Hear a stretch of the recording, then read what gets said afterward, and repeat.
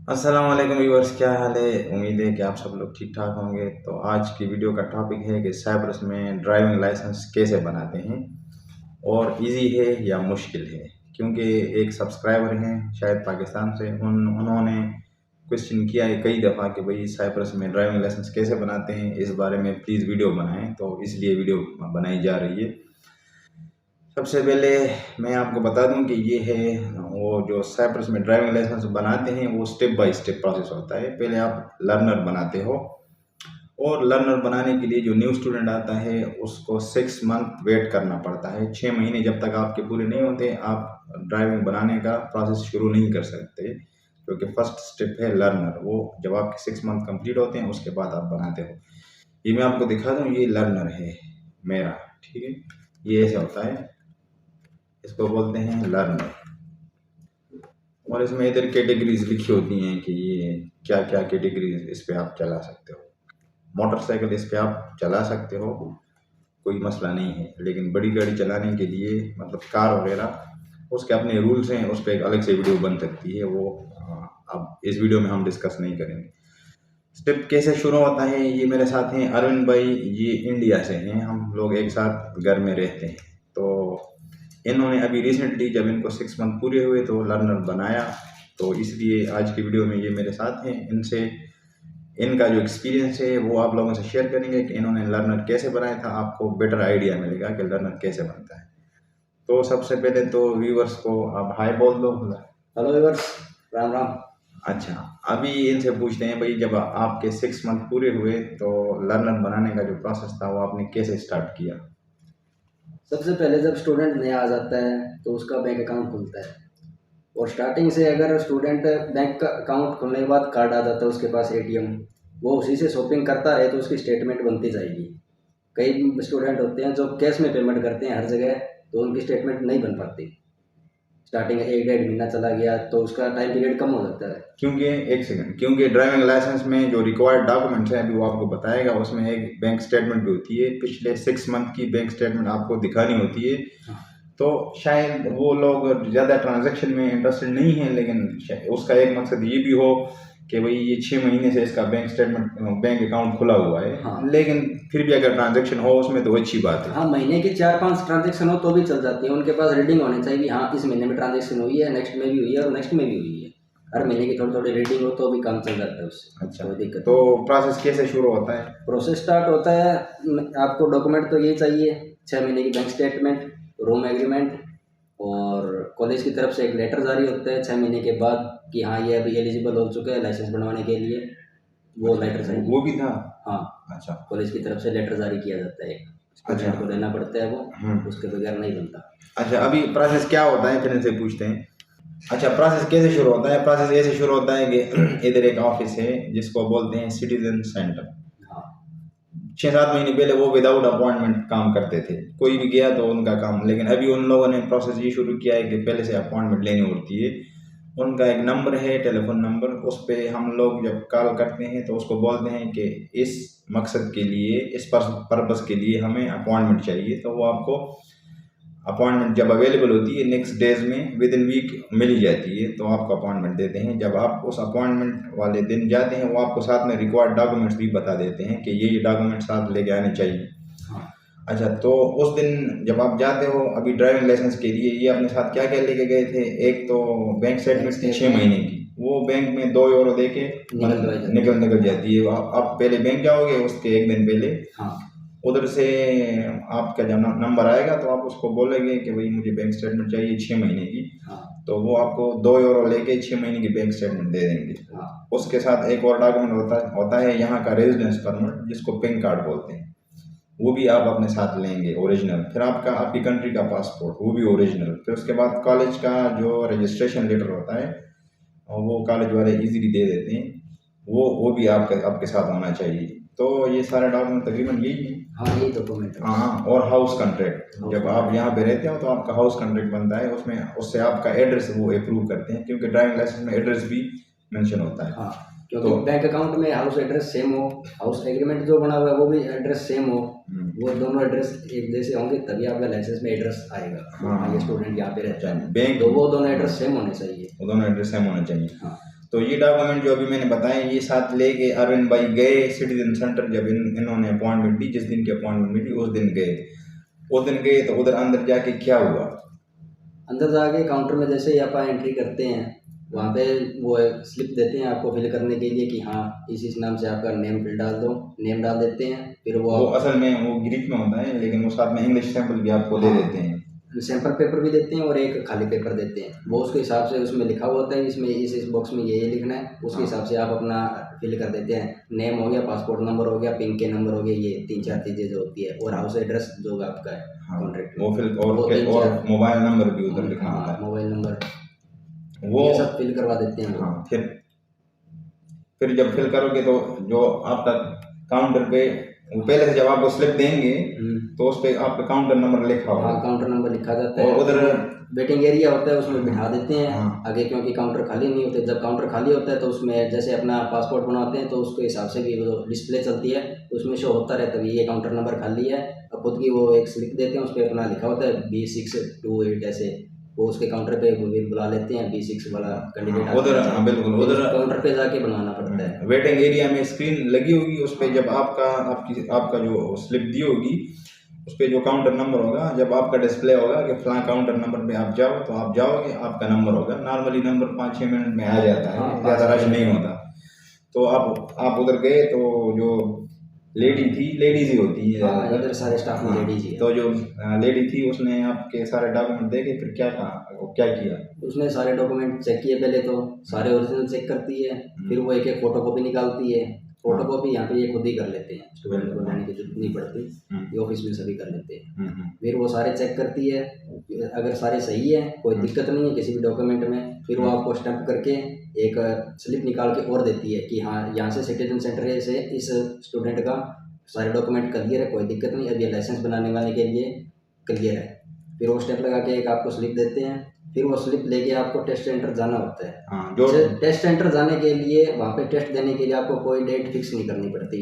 Week में 6 दिन, Monday to Saturday आप कभी भी जाके टेस्ट दे सकते हो। सैटरडे भी? हाँ, अच्छा, मंडे टू सैटरडे। अच्छा, और वो जो टेस्ट सेंटर है उसका नाम है RTO, रोड ट्रांसपोर्ट ऑफिस, और वो यहाँ से 10 किलोमीटर पे गांव है, मतलब साइप्रस वो निकोसिया का ही एक एरिया है, जनरल हॉस्पिटल के पास, जिसको लाचा बोलते हैं। लाचा। तो यहाँ से बसेस जाती हैं। बस में अगर आपने कन्वेंस नहीं है तो बस में बैठ के 2.5 यूरो शायद लेते हैं, 2.40 सेंट, 2.40। और आप उधर जाओगे रोड ट्रांसपोर्ट ऑफिस में। वो उधर जाके क्या होता है? अच्छा ये बताओ। उधर जाके वहाँ पे स्टाफ होता है, वहाँ पे स्टाफ जो ऑफिस है उससे बाहर 1-2 टीचर और भी होते हैं जो इससे सिर्फ डायरेक्ट जो नए स्टूडेंट आए हैं उनका ड्राइविंग लाइसेंस बनवाने के लिए अच्छा होता है। तो वो जो मैडम होती है वहाँ पे, मैडम वो होती है, वो वहाँ पे 50 यूरो के लगभग चार्ज करती है। 50 यूरो? हाँ, 50 यूरो के चार्ज करती है। फिर वो स्टूडेंट से अपना पासपोर्ट और वो वगैरह ले लेती है। जो यहाँ से सिटीजन सेंटर से उन्होंने स्लिप दी थी वो भी लेती है कि हाँ ये स्टूडेंट क्लियर है, इसका लाइसेंस बनना है। फिर वो लेके अपना वहाँ का फॉर्म फिल करती है। फॉर्म फिल करके वो अंदर से अप्रूवल ले देती है कि हाँ इसका टेस्ट आज होना है। फिर वो उसमें टाइम दिखा देते हैं भी हाँ आधे घंटे में नंबर आएगा या पौने घंटे में नंबर आएगा, 30-40 मिनट में। अच्छा। फिर वो इतने वो मैडम जो है उतने वो टेस्ट के पास उसकी कॉपी होती है, सारे सिग्नल्स होते हैं उसमें, ट्रैफिक सिग्नल। हाँ, ट्रैफिक सिग्नल वाली कॉपी वो उसको स्टूडेंट को याद करवा देती है कि हाँ ये इतने याद कर ले, अंदर जाके यही पूछेगा। वो तकरीबन कितने याद कराती है? वो लगभग 8, 9, 10 के करीब, 10 से ज़्यादा नहीं याद करवाती। बस वो 10 याद करवाती है, खुद पूछती भी है स्टूडेंट से हाथों हाथ। हाँ, 10 मिनट उसको याद करवाती है, फिर उससे बाद में टेस्ट भी लेती है कि हाँ ये क्लियर कर देगा, कोई दिक्कत नहीं। अच्छा, फिर जवाब का नंबर आता है, अंदर नंबर आता है, वो एक एक करके बुलाते रहते हैं। फिर वहाँ पे ग्रुप में पूछा जाता है। आगे एग्जामिनर होता है, वो तो एक ही होता है, और उसके पास बड़ी सी एक बुक होती है, उसमें वो सारे सिग्नल्स होते हैं। वो 3-4 हाँ लिखा हुआ नहीं होता, लेकिन 3-4 बंदों को इकट्ठा खड़ा करके वो सबसे पूछ लेते हैं 1 by 1 30 बस। और तकरीबन कितने? वो 5 से पूछता है, बस ज़्यादा नहीं पूछता, क्योंकि भीड़ होती है हर जगह, हर काउंटर पे भीड़ होती है। इतना टाइम नहीं होता कि वो पूरा पूछे आपसे किताब 10 के 10 पूछे, नहीं। वो बस 5 से पूछते हैं, 4, 5, 3, 4 इतने ठीक हो गए, आपका लाइसेंस अप्रूवल है।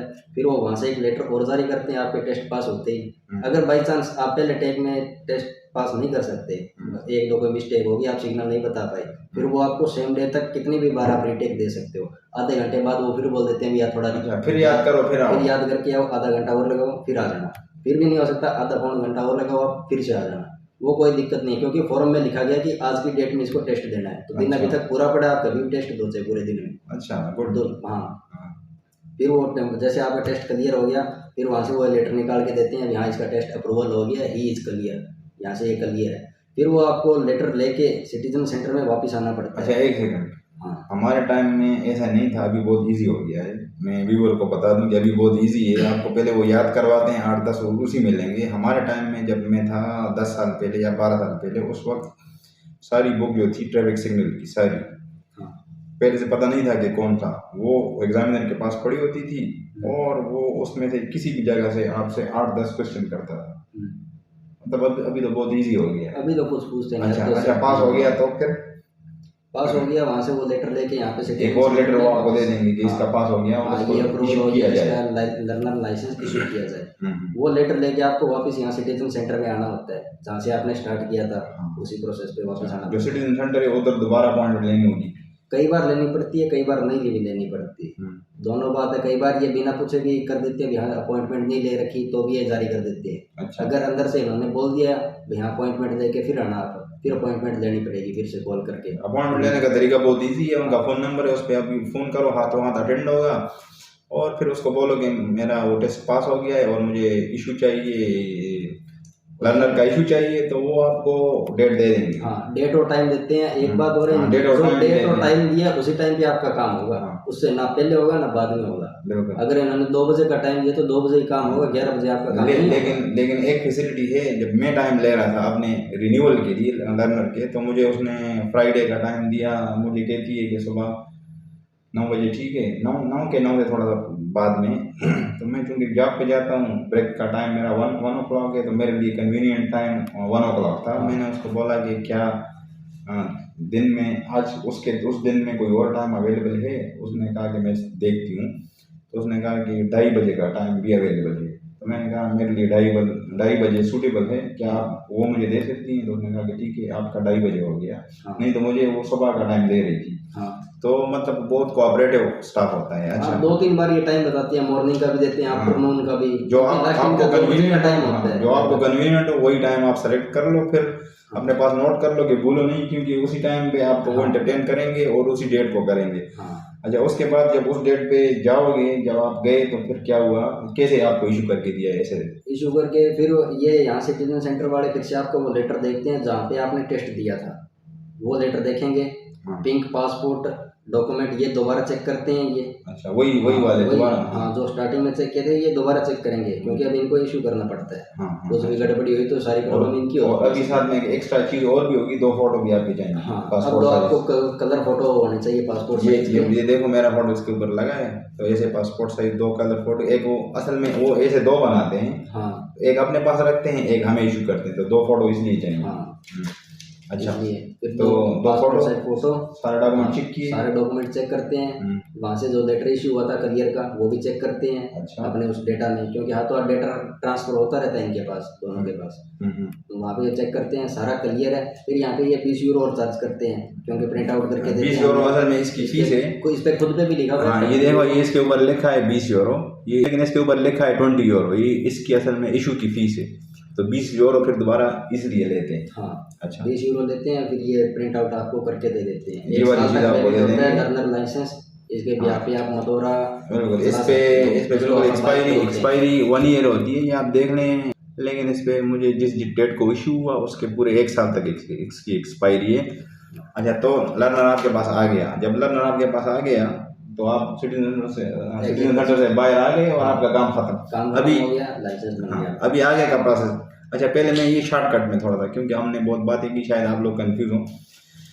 पहली कंडीशन ये है कि आपके 6 महीने पूरे हुए हों साइप्रस में। दूसरी कंडीशन ये है कि आपके पास पैन कार्ड आ गया हो। नॉर्मली 6 महीने में पैन कार्ड आ जाता है, लेकिन कभी कभी लेट भी हो जाता है।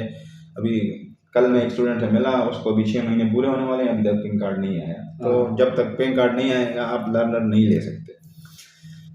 फिर क्या, आपकी बैंक स्टेटमेंट 6 महीने की चाहिए। ट्रांजैक्शन कम हो ज़्यादा हो जो भी हो, लेकिन 6 महीने की बैंक स्टेटमेंट चाहिए। फिर उसके बाद आपका भाई हाउस कॉन्ट्रैक्ट, जब आप इधर आते हो, जिस घर में रहते हो, आपका हाउस कॉन्ट्रैक्ट बनता है। हर किसी के पास होता है, हर स्टूडेंट के पास, अलग से बनाना नहीं पड़ता। वही हाउस कॉन्ट्रैक्ट, उसकी कॉपी चलती है। उसके बाद प्रोसेस ये है कि सिटीजन सेंटर में आपने अपॉइंटमेंट लेके जाना है, अपने डॉक्यूमेंट से वो सब चेक करेंगे। अगर सब कुछ ठीक है तो आपको वो एक लेटर इशू करेंगे टेस्ट सेंटर के लिए, RTO ऑफिस के लिए, रोड ट्रांसपोर्ट ऑफिस के लिए। रोड ट्रांसपोर्ट ऑफिस आप विदाउट परमिशन लिए जाओगे, सारे डॉक्यूमेंट अपने साथ लेके। वहाँ पे एक लेडी होगी, वो 50 यूरो आपसे लेगी और उधर आपको टेस्ट देने के लिए फॉर्म फिल कराएगी। फिर वो आपको प्रैक्टिस देगी 8-10 ट्रैफिक सिग्नल्स की, याद कराएगी 8-10 मिनट में। तकरीबन आधे घंटे में आपका नंबर आएगा।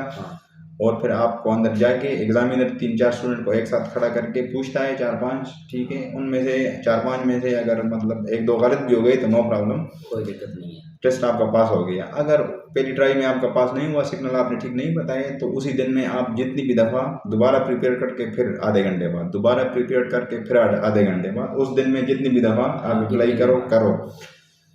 क्लियर हो गया, एट फाइनल स्टेज आपका क्लियर हो ही गया। चलो इतनी मुश्किलों से एनीवे क्लियर हो गया, तो वो आपको एक दे देंगे लेटर कि भाई इसका टेस्ट पास हो गया, अब इसको लर्नर इशू किया जाए।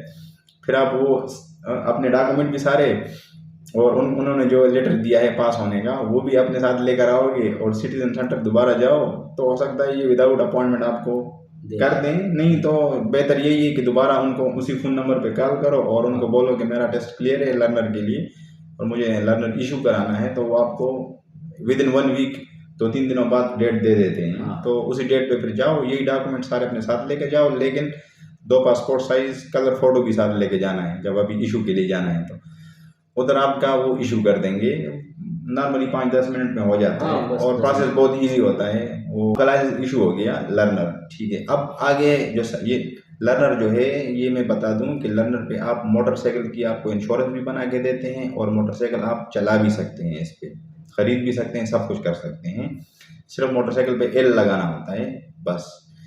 लेकिन कार की जहाँ तक बात है, तो अभी लर्नर पे कार आप खरीद तो सकते हो लेकिन चला नहीं सकते। लर्नर के लिए अभी रूल ये है कि भाई आपकी कार की इंश्योरेंस बनानी पड़ती है कि ये ड्राइव करेगा, लेकिन इंश्योरेंस कंपनी वाले लर्नर पे नहीं बनाते। जैसे कि मेरी वीडियोस में मैंने एक्सप्लेन किया है, मेरे पास इंटरनेशनल था तभी लर्नर और इंटरनेशनल दोनों को मिला के उन्होंने मेरी इंश्योरेंस बनाई, अदरवाइज लर्नर पे कोई भी बना के नहीं देता। तो कार आप ड्राइव नहीं कर सकते। फिर ज़रूरी है कि अगर आप कार में इंटरेस्टेड हैं मोटरसाइकिल के अलावा, तो आपको फिर फुल लाइसेंस चाहिए साइप्रस का, लर्नर नहीं। तो फुल लाइसेंस लेने का तरीका इसके बाद स्टार्ट होता है जब आपके पास लर्नर आता है। और वो तरीका क्या होता है, वो बहुत ईजी है, वो भी बहुत ईजी है। अभी मैं आपको बताता हूँ क्योंकि मैंने स्टार्ट किया है। आप किसी भी ड्राइविंग स्कूल में जाओ अपना लर्नर साथ लेकर, वो आपका लर्नर चेक करेंगे, ठीक है। वो वही रोड ट्रांसपोर्ट ऑफिस जहाँ से आपने टेस्ट दिया था लर्नर के लिए, उसी रोड ट्रांसपोर्ट ऑफिस में के से आपके लिए वो टेस्ट डेट लेंगे। आप टेस्ट डेट नॉर्मल रूटीन में लेना चाहें तो उसमें टाइम लगता है, 2-3 महीने बाद आपका नंबर आएगा। 20 यूरो तकरीबन उसकी फ़ीस है नॉर्मल। अगर आप इन हरी हैं, जल्दी में हैं, आपको जल्दी चाहिए जैसे कि मैं था, तो फिर आपको वो अर्जेंट टेस्ट डेट लेके देंगे। और अर्जेंट टेस्ट डेट 55 यूरो उसकी फ़ीस थी, मैंने पे की, ठीक है। तो 55 यूरो आप देंगे। मेरा 1 महीने बाद, 1.5 महीने बाद तकरीबन नंबर था, जुलाई के फर्स्ट वीक में अभी मेरा नंबर आएगा। अच्छा, उसके 1 या 2 हफ्ते पहले जब आपकी टेस्ट डेट वो फिक्स करेंगे, तो उसके 1 या 2 हफ्ते पहले यही ड्राइविंग स्कूल आपको बुलाएगा और वो चेक करेगा कि इसको ड्राइविंग आती है या नहीं आती। अगर आपकी ड्राइविंग अच्छी है तो वो क्लासें आपसे कम लेंगे। और एक क्लास तकरीबन 20-25 यूरो की होती है, 1 घंटे की क्लास होती है। ड्राइविंग आपको सिखाते हैं बाहर रोड पे, उनके बाद अपनी कार होती है, उसी में आपको बाहर रोड पे प्रैक्टिस देते हैं। अगर आपकी ड्राइविंग अच्छी नहीं है, आपको सीखनी है, तो क्लासेस आपकी ज़्यादा होंगी, इतना आपका ख़र्चा ज़्यादा होगा। अगर नॉर्मली 4-5 क्लासों में आपका काम हो जाता है तो 100-150 यूरो आपका ख़र्चा हो गया।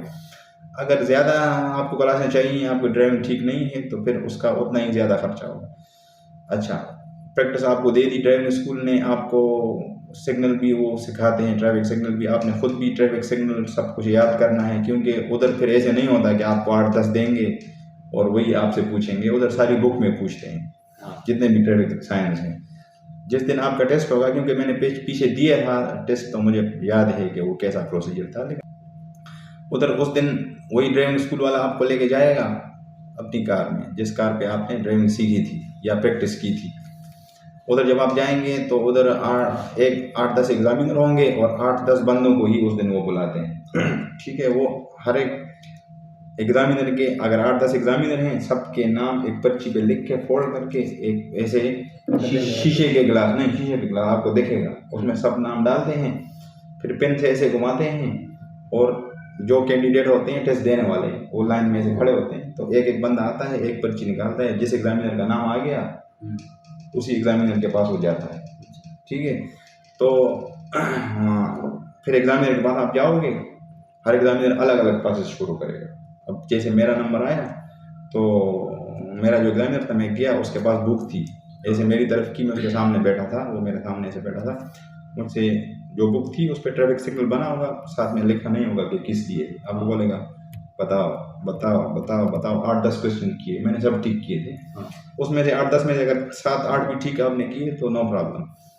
फिर आपको बोलेगा कि ठीक है सिग्नल आपके पास हो गई, अभी जाओ पार्किंग में आपकी गाड़ी खड़ी होगी, जिस गाड़ी में आपको स्कूल टीचर लेके गया था, ड्राइविंग स्कूल टीचर, तो वो कहेगा जाओ अपनी गाड़ी में बैठो, मैं आता हूँ। मैं आ गया, अपनी गाड़ी में बैठा, थोड़ी देर बाद 5-10 मिनट बाद वो आया, फ्रंट सीट में मेरे साथ बैठ गया, कहता है कि भाई सीधा जाओ जब तक कि मैं आपको डायरेक्शन चेंज करने का बताऊँ नहीं। वैसे यहाँ पर मुझे एक फनी बात याद आ गई क्योंकि गाड़ी ऐसे पार्किंग में खड़ी थी एक बंदे की, तो वो पार्किंग, वो सामने जो फुटपाथ था उसका, कहता है go straight until I tell you, उसने फुटपाथ के ऊपर ही चढ़ा दी। इसका ये मतलब नहीं है कि भाई आपके सामने अब जो भी ये दीवार है उसके ऊपर ही चढ़ो, और क्या चाहिए तो ये कि भाई आप पार्किंग से गाड़ी निकालो और आगे जो स्ट्रेट रोड है उसी पे जाओ। उसने सीधा फुटपाथ पे ही चढ़ा दी, तो उसको उसी टाइम भी फेल कर दिया कि भाई आपके इतनी सेंस नहीं है, गो स्ट्रेट का मतलब ये थोड़ी था कि फुटपाथ के ऊपर ही चढ़ो।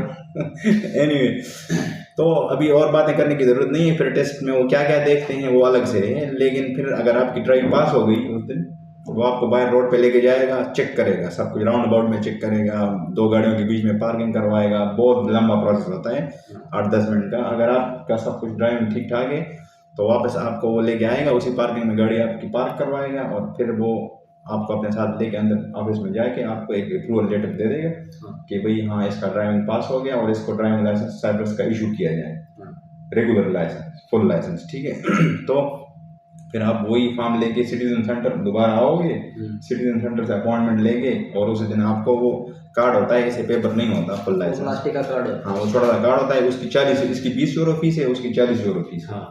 ठीक है, वो 40 यूरो आपने पे करके उसी दिन आपको कार्ड उसी टाइम पे इशू करके दे देंगे।